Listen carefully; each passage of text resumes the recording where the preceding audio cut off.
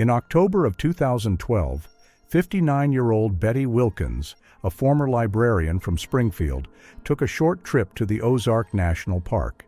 She told her children that she wanted to spend a few days in the autumn forest to organize her thoughts after the death of her husband. On the morning of October 22, she was seen on the Big Creek Trail near the town of Ellington. She was walking slowly, carrying a small backpack and a bottle of water. That evening, Betty did not return to the motel. Her car was parked, the doors closed, her belongings inside. It seemed that the woman had simply disappeared between the trees. 3 years later, a farmer was removing scarecrows from his field when he came across what he had thought was a rag doll. Inside were human bones. On October 21, 2012, Betty Wilkins called her daughter to tell her that she was going on a short trip. Her voice was calm, but there was something indescribably tired in it. After her husband's death, she tried to return to a normal life, but loneliness had turned her home in Springfield into an empty library with no readers. All the shelves, the photos, the books, everything reminded her of a past that could not be returned. The next morning, Betty left Springfield in the direction of the Ozark National Park. The drive took a little over 2 hours. She stopped several times, once to buy coffee at a gas station and again at a roadside gift shop, where she bought a small map of the park and a postcard of a waterfall. The shopkeeper later recalled that the woman seemed calm and polite, although her eyes were red, as if from insomnia. Betty stayed in a small motel near the town of Ellington. The building stood at the edge of the forest, next to the road that led to the main entrance to the park. According to the owner, the place was popular with hunters and fishermen. Betty asked for a room with a view of the forest, took the keys, and asked how far the Big Creek Trail was. The motel owner explained that the trailhead was a 5-minute drive away, near an old bridge over a creek. She ate dinner alone at a local diner, ordering vegetable soup and a piece of pie. When the waitress brought the check, Betty said, "My husband loved this place. I wish I could see it through his eyes." Everyone took this as the usual sentimentality of an elderly woman. The next morning, October 22nd, at 7:45, she drove out of the motel parking lot. A surveillance camera captured her car disappearing around a bend toward the national park. The weather that day was cool. The sky was overcast with light fog, and the air smelled of moisture and leaves. Autumn in the Ozarks always comes suddenly. The trees turn red and amber, and the morning mists seem almost alive. At 8:20, Betty checked in at the visitor's book at the information booth at the trailhead of the Big Creek Trail. She left a short note. "The trail is an easy walk. I'll be back in the evening." It was the last thing anyone read in her handwriting. Big Creek Trail is a narrow path that stretches along a creek bed. At first it goes between old oak trees, then descends to wet lowlands where the ground is covered with moss and small streams cross the path. In the spring, you can hear birds singing and water murmuring, but in the fall, there is silence, in which any sound seems alien. It was there that she was seen for the last time. Around 9 in the morning, another hiker, Sarah Grayson, recalled meeting an elderly woman with a backpack and a dark jacket. They exchanged a few words. Betty asked if there was a souvenir shop or cafe nearby. Sarah suggested that she stop by the town of Elsinore when she returned. The woman smiled and thanked her. When asked if she was traveling alone, she replied, "Yes, I just wanted to take a walk." After that, no one saw her again. It is known that Betty was carrying a small backpack with a bottle of water, a snack, and a light raincoat. She left her phone in the room. It was later found by the police on the bedside table. Her car keys were in her pocket, and her wallet and documents were in the bag she had taken with her. In the afternoon, a short rain fell over the Ozark. Hikers on the trail that day recalled that the forest became dark and cold, and the fog became so thick that they could see no further than a few yards. After 4 o'clock, most visitors left the park. Only Betty Wilkins' silver sedan remained in the parking lot at the entrance. When it got dark, the motel owner, Tom Reeves, noticed that her car was still in the same spot. He remembered that the woman had only planned a day trip. At first, he thought she might have gone into town for dinner, but as the night went on and the room remained empty, his concern turned to fear. On the bed was a folded map of the park, and next to it was a notebook, where the last entry read simply, "Big Creek, morning, easy going." Reeves called the local police the next morning. The officer on duty took down the woman's details and advised him to wait, in case she had decided to stay in the park. But when another day passed and the car was still in the parking lot, he called again, this time persistently. The police arrived at the motel, inspected the room and the trunk of the car. Everything inside was neat, with no evidence of a rush or struggle. There was an umbrella cover on the seat, and under it was a travel book with pages marking the places Betty had already been with her husband. On the last page was an entry, Ozark, return. That evening, the town of Ellington heard for the first time a name that would become a legend. An ordinary widow from Springfield who decided to take a walk in the woods disappeared without a trace. It was as if the trees themselves closed behind her, hiding her steps, breath, and fate. On October 24, 2012, at dawn, the first search teams gathered at the entrance to Ozark Park. The forest was in a thick fog, and the air smelled of wet leaves and gasoline from the rescuers' SUVs. Sergeant John Craig, an officer with the Reynolds County Sheriff's Department, was ordered to conduct a complete search of the Big Creek Trail. Volunteers, foresters, and several local hunters stood nearby. They were all looking at a map attached to the hood of the car, with a red line outlining the search area. The first day yielded little. Dozens of people combed the forest corridor along the creek, checking ravines, abandoned paths, old tractor tracks. A dog named Molly, experienced in searching for missing persons, quickly picked up the scent of Betty's belongings that the police had retrieved from her motel room. At first, it seemed like it would help. The dog walked confidently, pawing at the damp ground, stopping, sniffing, and pulling the leash deeper into the forest. But a few hundred yards from the entrance, the smell disappeared, as if it had dissolved into fog. Molly spun on the spot, barked, and lay down. For the dog handlers, this meant that the trail had broken. Then they decided to split up. Some went along the Big Creek Trail, while others headed toward the steppe area where the trail left the forest. The third group went up into the hills, where once there was farmland, now overgrown with weeds. There, on the border of a field and a forest, they found a plastic water bottle. The label was worn off, and the surface was covered in raindrops. No one could say for sure whether it belonged to the missing woman. Experts sent it for fingerprint analysis, but humidity and time erased anything that might have remained. The search continued day after day. Every morning, the volunteers gathered at the headquarters, which was set up in a parking lot near the bridge over Big Creek. Coffee thermoses, folded maps, flashlights, the smell of diesel from the generator. This was the atmosphere of those days. A helicopter with a thermal imager flew over the forest several times. From the sky, only the endless crowns of trees and the dark ribbon of the stream were visible. No signs of humans. Local residents helped as much as they could. One farmer provided an ATV, others a boat to check the bays. The foresters said the area was dangerous. The lowlands were full of pits overgrown with reeds, and there were areas where the ground was sinking underfoot. But even these places have been walked around several times. The result was zero. On the third day, volunteers from the Missouri Search and Rescue Organization joined us. They were experienced people with a dog, drones, and field laboratories. They built a search grid, dividing the area into quarter-mile squares. Each sector was marked with red tape on the trees. As the teams returned, a mosaic slowly emerged on the map. Dozens of marked squares, but no clues. Meanwhile, the weather was deteriorating. The autumn rain turned the trails into muddy channels, and the wind tore the last leaves from the trees. In the evening, sirens sounded over the forest as the rescuers finished another day and echoed each other so that no one would get lost. When silence again covered the hills, the forest seemed empty and indifferent, as if it did not want to reveal what had happened to the woman.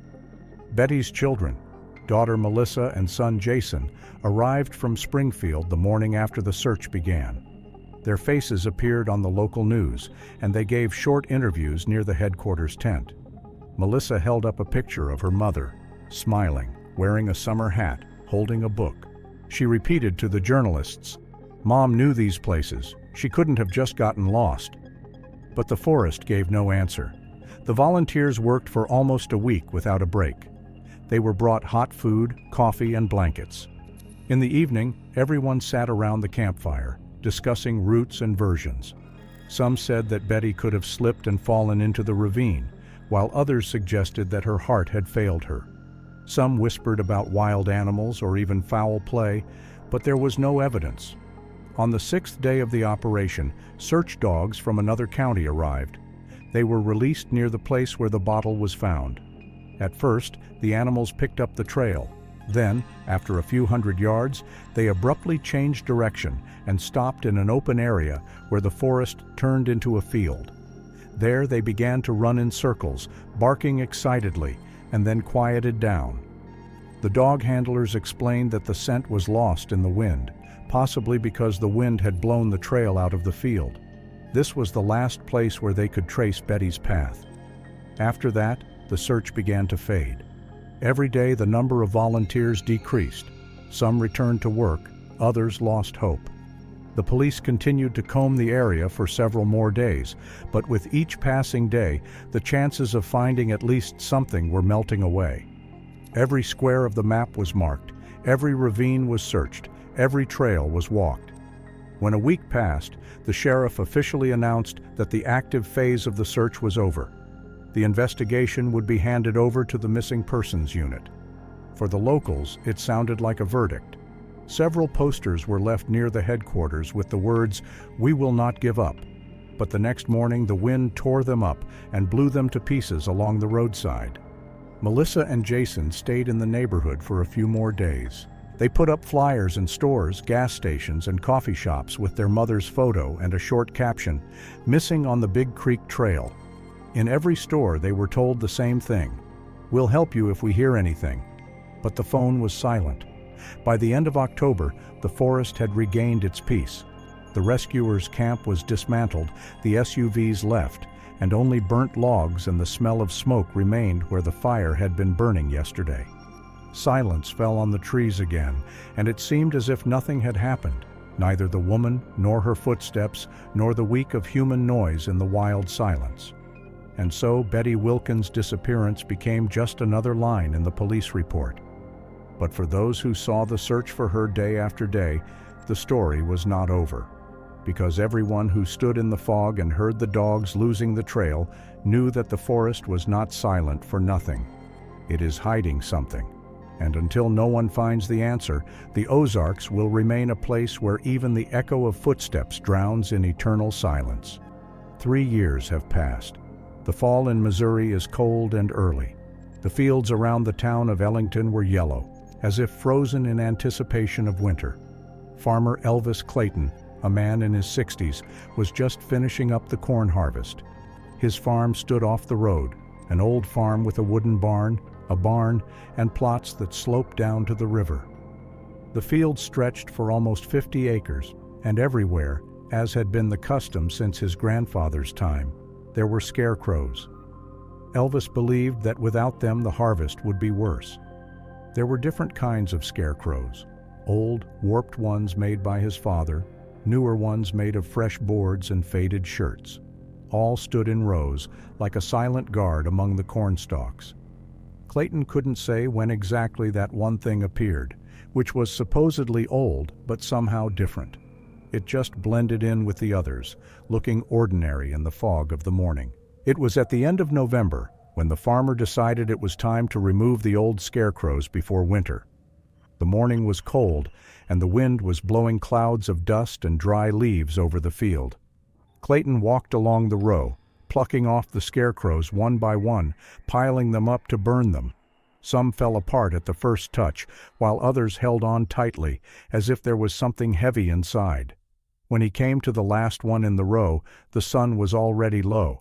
This scarecrow was wearing a dark shirt and an old coat. The hat was off to one side, and straw was sticking out of the sleeves. Clayton grabbed the wooden cross to pull it out of the ground and immediately felt the weight unnaturally heavy for a normal scarecrow. He pulled again, the frame swayed, and a dry cracking sound came from below.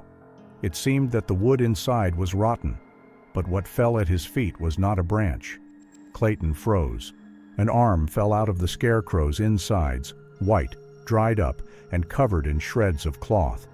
The farmer instinctively jumped back, almost falling into the mud. The sun hit his face, and he saw the remains of the body in the dust, bones wrapped in rot and pieces of old clothes. A metal wedding ring glittered on his finger. For several seconds Elvis could not even breathe. It seemed to him that the field around him had gone silent. Even the wind had stopped. Then he rushed to a pickup truck standing at the edge of the field and dialed the sheriff's number with trembling hands. Later he said that the voice on the phone sounded foreign to him, as if through a cotton wall. "This is Elvis Clayton. My field, half a mile from the highway. You have to come. I think there's a person here." The sheriff arrived 20 minutes later. The car pulled over to the side of the road, shutting off the engine, and silence fell over the field again. Elvis stood to the side, not looking in the direction of the discovery. When the police came closer, they saw that the scarecrow was broken in half, and the frame inside was not made of wood, but of human bones wrapped in wire. The skull was pressed to the pole with a piece of cloth that may have once been a shirt collar. The detectives who arrived later recorded every inch of the ground. Everything around them was calm: a dry field, Clayton's boot prints, and a few scraps of fabric that the wind had dragged down to the river. The medical examiner on the scene determined that the body had been there for several years. The fabric was so decayed that it crumbled under his fingers. But some things were preserved: a metal belt buckle, a wedding ring on his finger, and a fragment of fabric with a pattern, a floral shirt, a woman's. The farmer was sitting in the car with a blanket over him. His hands were still shaking. He repeated that he didn't know when the scarecrow appeared. He said it was standing there like all the others, and no one had ever noticed anything strange. When asked if he had ever heard of a tourist disappearing in the area, Clayton shrugged his shoulders. "People get lost every year," he said quietly. By evening, a team of forensic scientists was working on the field. They illuminated the site with spotlights, collected soil samples, small pieces of wood, and pieces of fabric. Each fragment found was photographed and packed in separate bags. At night, the area was surrounded by tape as Clayton's field became a crime scene. Local residents learned about it the next morning. Journalists, neighbors, and curious people flocked to the farm. The police didn't let anyone get closer, but the rumors spread instantly. They found a body, a scarecrow with bones, something terrible in the field. Old people in the store recalled that a woman, a tourist from Springfield, had disappeared here 3 years ago. Others said that it might be someone's remains from long ago. But everyone agreed on one thing: the Ozark forest and fields hide more than they appear.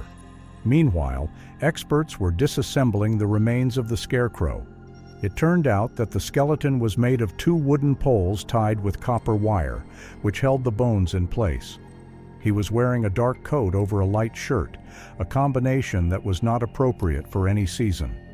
There were remnants of dark blonde hair on the skull. A piece of a bag zipper and a piece of rope, which was probably used to fasten the body to the cross, were found in the pocket. The forensic expert did not give any official conclusions on the field, but said briefly, "This is not an accident. It was done by human hands." This phrase quickly spread among all those present. When dusk descended on Ellington, the field was empty again. Only the scarecrows that remained standing in the other rows swayed in the wind, and there was something ominous about this swaying.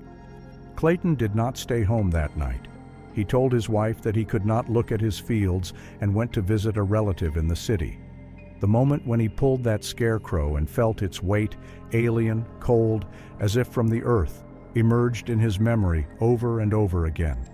Now his cornfield had turned from a simple land into a crime scene.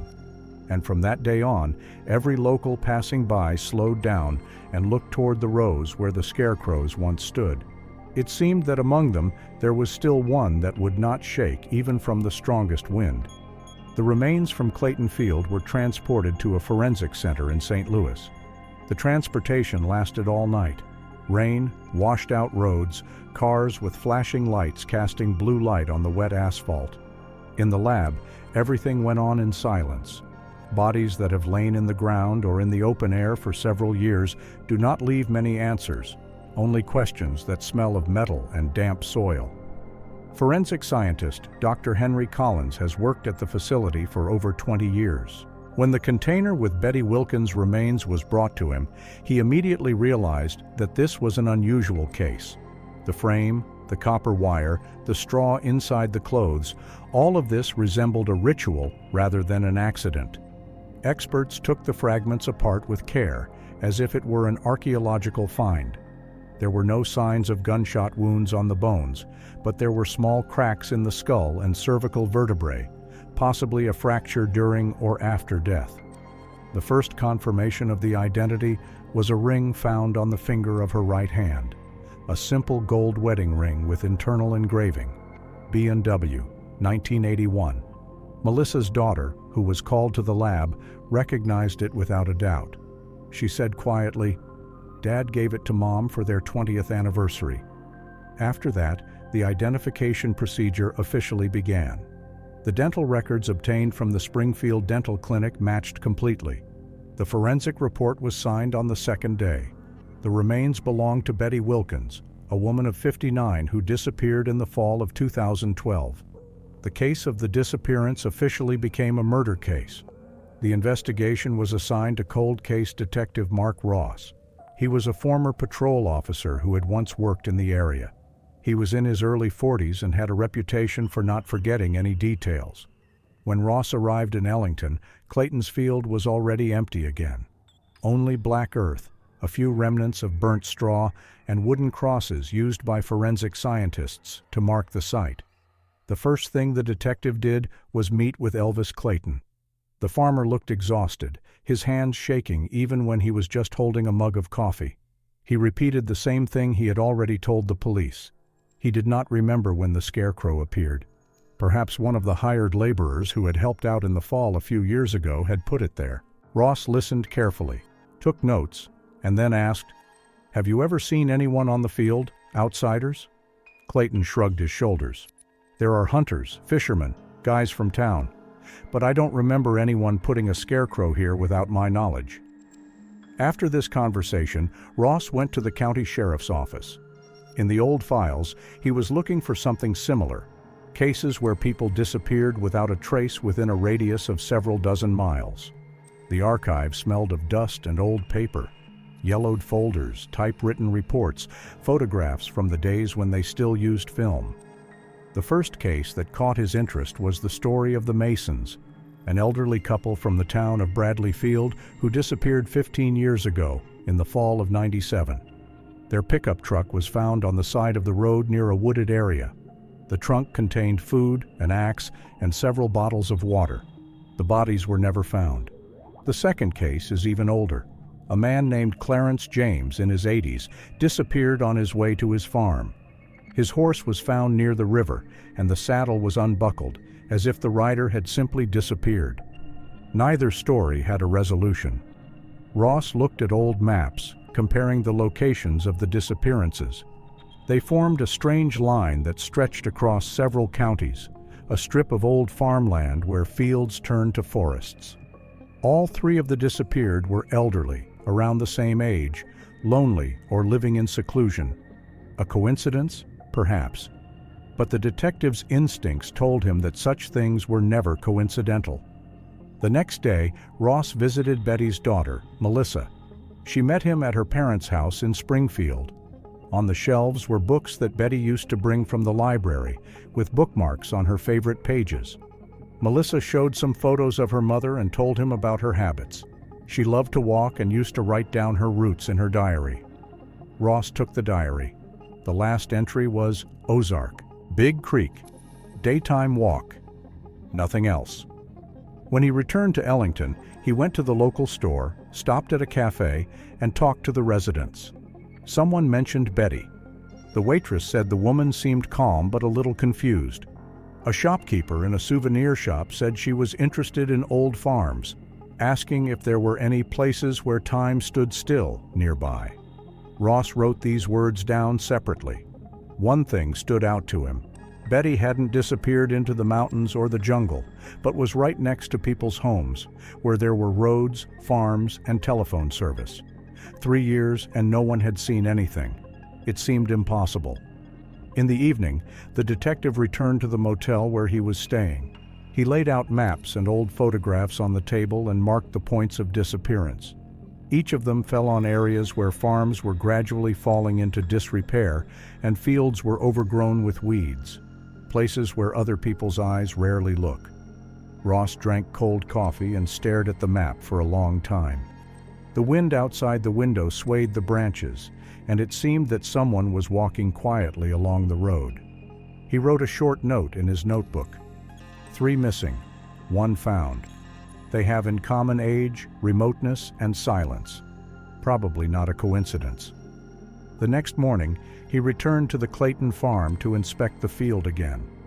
The land had been plowed, with only fragments of boards and pieces of old cloth lying around the edges. Everything looked familiar, even mundane, and yet Ross could feel that there was a cold trace here, not the smell of death, but something else, invisible, making his skin cringe. At the exit from the field, he stopped the car and got out to look at the horizon. There was a gray fog over the field, and a few new scarecrows were swaying between the rows of corn stalks that had not yet been harvested. They were empty, made after the discovery. But there was something disturbing about the way they stood, motionless, facing the road. Ross returned to the car and said to himself, "If someone is making stuffed animals out of people, he lives among us." And he didn't stop. This thought haunted him as he drove to the next county archives. It was slowly getting darker out the window, and the road leading between the hills seemed endless. Several months had passed since Betty Wilkins' body had been identified. The news stories had been forgotten. Clayton's field was overgrown with young grass again, and the case was in a thick file at the sheriff's office, marked unsolved. Detective Mark Ross continued to work almost blindly. All the witnesses he could find had already been interviewed. All the trails had been checked. He even walked around the maps of the area, hoping to spot a detail he hadn't seen before. But nothing moved.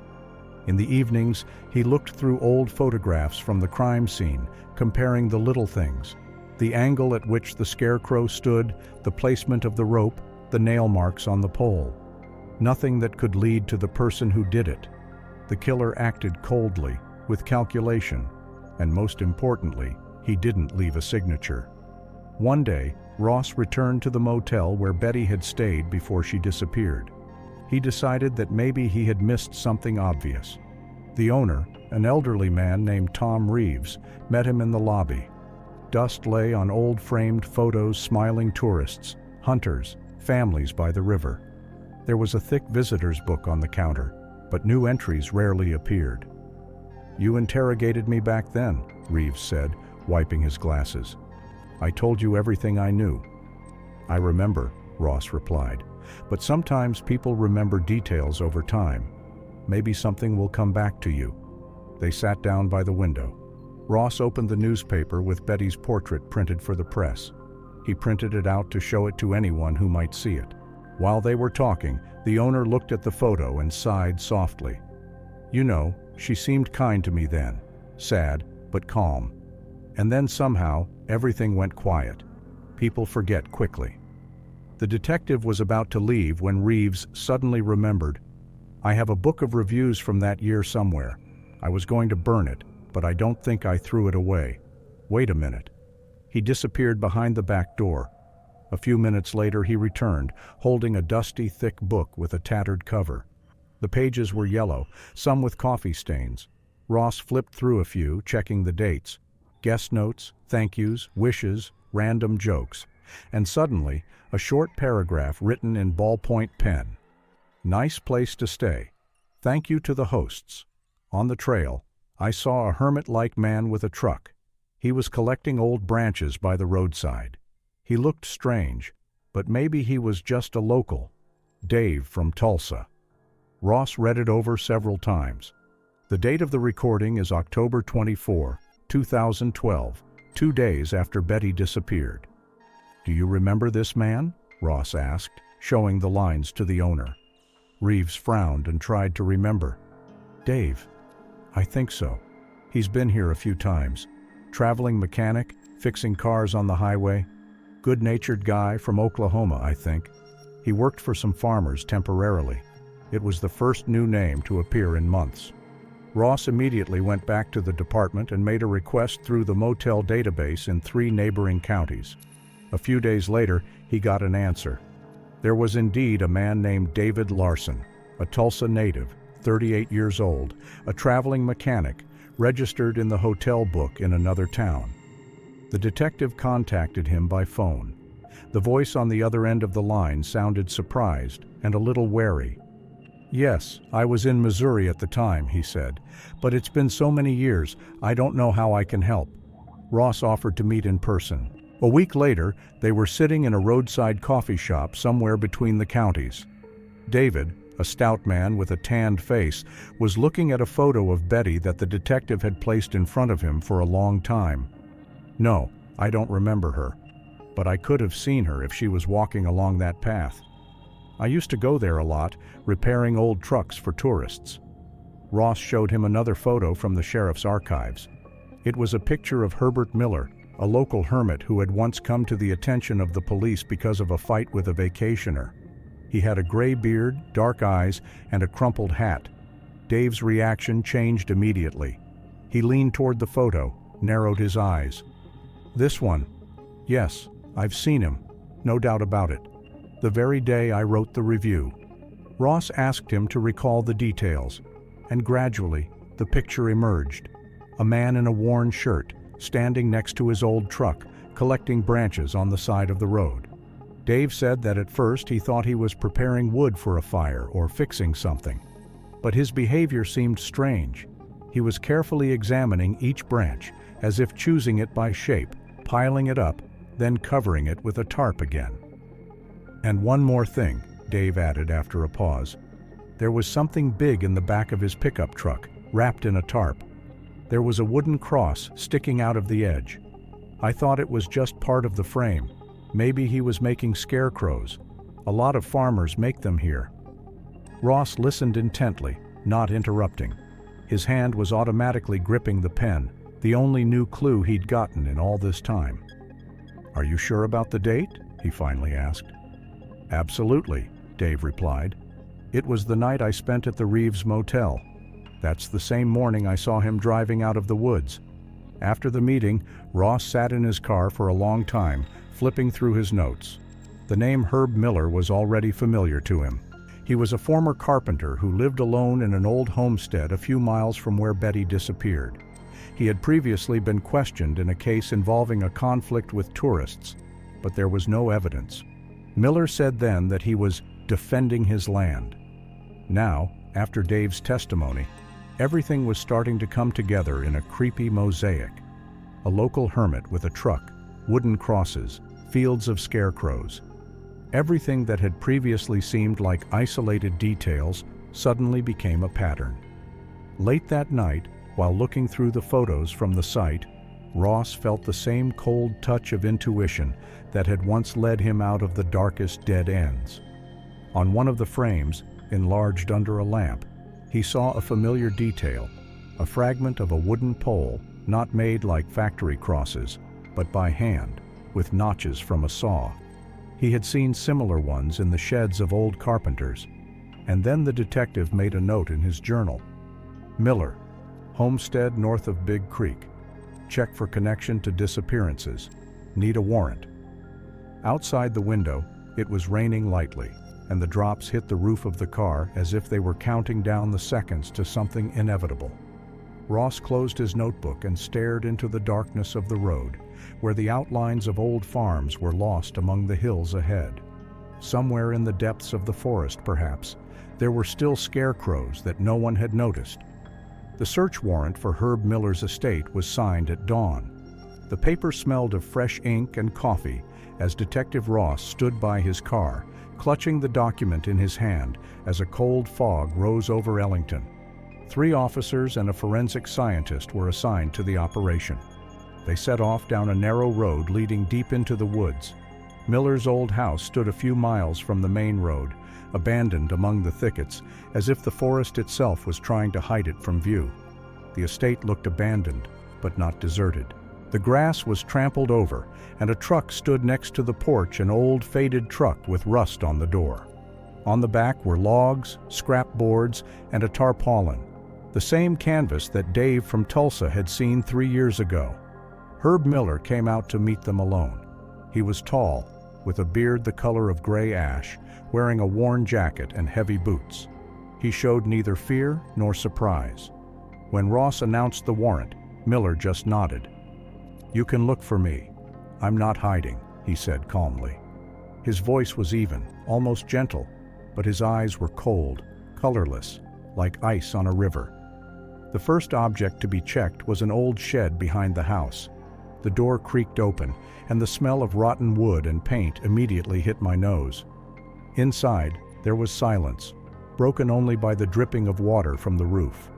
The walls were lined with tools, saws, hammers, cans of nails. On the shelves were dozens of SCARECROW blanks, wooden poles, ropes, pieces of cloth, old hats. In the center stood a large table with an open album, a thick notebook with a worn cover. The expert carefully opened the pages. Inside were drawings of human figures made with a black pen. Under each of them are short captions: March, Garden Guardian; July, Field Guardian. Then there are longer notes. Those who have been forgotten by the community can be useful. Everyone has a purpose. On the next wall was a map of the county. Ross walked closer. The map was covered with small crosses drawn in red pencil. Some of them were accompanied by dates. One was near where Betty had been found. Another was near the old farm where Clarence James disappeared. The third was near the woods where the Masons were last seen. "So it's his," one of the officers whispered. Ross did not answer. He stared at the map, realizing that he was standing in the workshop of a man who had spent years creating his works, not from wood and fabric, but from human bodies. There was another table in the far corner of the barn. On it were pieces of rope, tarpaulin, and a stain of dried dark substance. Next to it was a wooden cross, the same as the one that had once stuck out of the truck bed. Scratches were visible on the cross, as if from fingernails. The experts took pictures of everything, recording every detail. Ross stood aside, listening to the camera click, the paper rustle under his feet, and realized more and more that Miller was not just a criminal. He was a man who had created his own world, a distorted and terrifying one where death had order and meaning. When they left the barn, Herb was sitting on the porch, holding a mug of cold coffee. He watched their every move with indifferent curiosity. Ross came closer. "Can you explain what these maps and records are?" he asked. Miller shrugged his shoulders. "People get lost, Mr. Ross. Someone has to make sure their deaths have a purpose.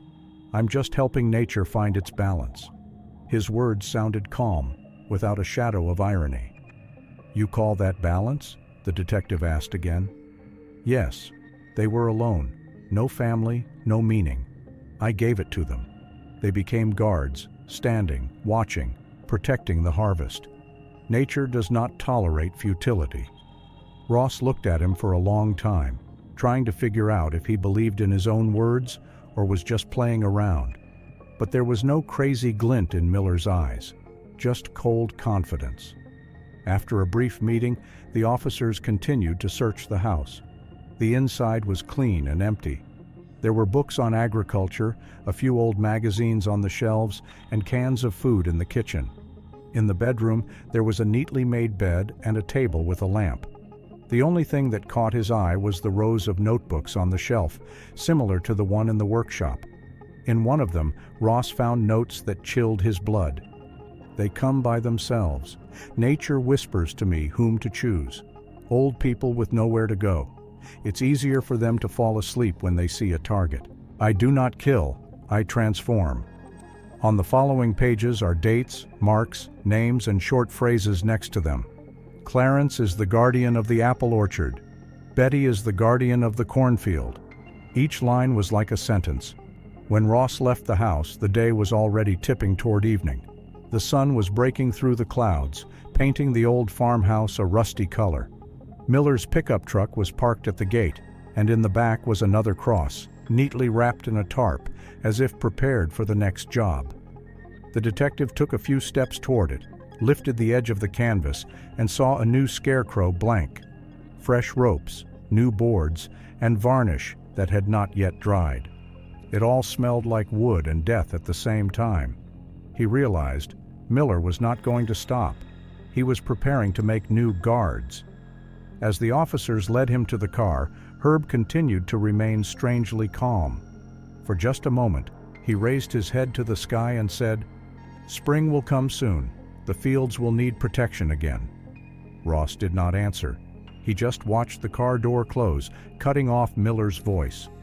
Then he turned back to the barn, where in the semi-darkness, under the light of the lanterns, those red crosses on the map were still white on the wall. 3 marks, 3 fates, 3 works of a man who called himself a peacemaker. And in this silence, amidst the smell of paint and dust, the detective realized for the first time that true evil does not scream. It speaks quietly, persuasively, as if it were thinking about the order of the world. And that is why it is more dangerous than any madness. Herb Miller was arrested the same evening. The officers approached him without haste, and he did not even try to escape. He stood by the porch, looking out at the field, where the smoke from the police cars was drifting between the weeds. There was no fear or surprise on his face, only a slight tiredness. When Ross came closer and read him his rights, Miller calmly nodded and spoke. "You don't understand, Detective. I was just giving shape to the chaos." At the police station, he did not demand a lawyer, did not yell, did not object. He just asked for a cup of coffee and then started talking. His words were recorded by stenographers, and Ross listened, trying not to miss anything. Miller said that he met Betty Wilkins by chance. She was standing by a creek, looking at the water, and seemed confused. He offered to give her a ride to the road because he said the path was confusing. She agreed. Then, according to him, they talked for a while about life, about loss, about loneliness. She said she didn't know why she had come here at all. "I realized that she already partially belonged to nature," he explained to the investigators. Further, his testimony became more and more detached. He described the process not as a crime, but as a rite of passage. He said that Betty looked calm as she fell asleep, and that he only helped her cross the line. Each sentence was accompanied by dry, technical details, as if he were explaining the workings of a craft. "I didn't kill her," he repeated. "I gave her an eternal purpose. She is standing on the field, looking at the sky. Her life is not over. It has become part of the order. People forget, but the earth remembers." These words were included in the protocol. When they were read out later in court, the room fell silent. The forensic psychiatrist, Dr. Lawrence Keene, had several meetings with Miller. The conclusion was unequivocal. He was sane, aware of his actions, but suffering from a deep personality disorder with elements of a mad mission. His worldview was based on the notion that death is not the end, but a form of purification, and he, Herb Miller, is only an instrument of this natural cycle. At the hearing, he behaved as calmly as he did during his arrest. He sat up straight, sometimes smiling when his notes were read. He did not deny the facts, did not make excuses. When the judge asked him if he understood what he was accused of, Miller answered briefly, "Misunderstanding. You see death, and I see harmony." His daughter Betty could not stand it and left the room. Ross sat next to the prosecutor and for the first time felt that even a victory in this trial would not give him a sense of relief. There was too much silence in this case, not shouting, but heavy, sticky silence that remained after each testimony. The prosecutor built the case without emotion. There was enough evidence: a map with markings, diary entries, stuffed animals, Betty's ring found in the workshop. The court had no doubts. But even as the sentence approached, Miller showed no fear. When the judge read out the sentence of life without parole, he just tilted his head and spoke softly. "Then I guess the field is orphaned now." He was led away, and the room remained silent for several minutes. For Ellington, this day was the end of a story that had kept people in fear for 3 years. But at the same time, it did not bring the expected peace. The newspapers called the case the SCARECROW Peacemaker. Television showed footage of the old manor house covered in rain and Clayton's field where only grass now grew. But for those who knew the details, there was something deeper behind the images. A twisted notion of kindness turned to horror. Detective Ross received an official citation for solving the case. In the photo from the ceremony, he stood next to the sheriff, looking directly at the camera, but there was no joy in his eyes. Later, he told his colleagues, "I didn't find a killer. I found a man who decided he had the right to fix nature." After the verdict, Ross visited the county several more times. He dreamed of those crosses on the map, the red spots on the old paper, and each time he wondered if Miller was alone. In his journals, he wrote strange lines. "Brothers in the craft understand. We work for silence." Investigators found no evidence, but these words left a bitter aftertaste. After that year, Elvis Clayton's field was never graced by scarecrows again. Clayton sold some of the land and moved to live with his family in another state. His former neighbors said that after that fall, he became silent and avoided people. A lone oak tree now grows where the scarecrow with Betty's body once stood. It is called the Sentinel Tree. The families of the other victims received the news officially. The remains of their loved ones are unlikely to be found, but the court recognized their deaths as part of Miller's criminal scheme. For them, it was the closure they had been waiting for years. When everything settled down, Ross came to Ozark Park one last time. The fall was the same as the day Betty disappeared. Fog, the smell of damp earth, and a silence that swallowed up any sound. He stopped at the Big Creek Trail, where it all began. Leaves rustled under his feet. In the distance, among the trees, the wind stirred, and for a moment he thought he saw a human figure standing between the trunks, motionless and frozen. But when he got closer, he saw only a broken pole wrapped in an old cloth. The detective smiled slightly. The forest was silent, as always. He left a small bouquet of dried flowers he had picked on the ground and went to the car. There were other cases ahead, other missing persons. But somewhere in the back of his mind, he knew that in these mountains, among the fields and ravines, there are still such hermits, those who see death as a craft and silence as a justification. The Ozark Mountains keep their secrets well, and perhaps under every fallen leaf there is a shadow that once had a name.